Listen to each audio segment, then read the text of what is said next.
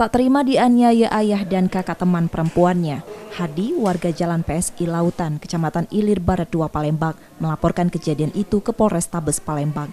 Dalam laporannya, pelapor menerangkan penganiayaan terjadi saat ia mengantarkan teman perempuannya pulang. Sesampainya di rumah, pelapor langsung dianiaya ayah dan kakak teman perempuannya yang salah satunya menggunakan senjata tajam. Akibatnya pelapor mengalami luka di tubuhnya. Untuk lanang sama kakak ya? Maki apa dia ngaku? Wong tuanya tangan kosong, kakaknya ada makin jatuh tajam. Terus apa luka gitu? Di belakang. Palak pecah? Palak, iya. Jadi pas dikeroyoknya kita sempat lari, enggak tolong? Enggak lari, masih di situ lah. Enggak ajak lari. Sudahnya suruhnya balik? Iya. Pelapor menduga penganiayaan dilakukan keluarga teman perempuannya karena hubungan mereka tak direstui.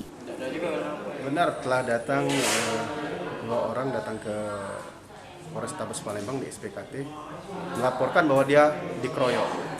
Kronologinya ketika dia mengantar pacarnya pulang, kemudian setelah sampai di rumah sudah ditunggu oleh keluarga si pacarnya dan dilakukan pemukulan terhadap korban. Laporan kini sudah diterima di SPKT Polrestabes Palembang dan segera dilanjutkan ke unit reskrim.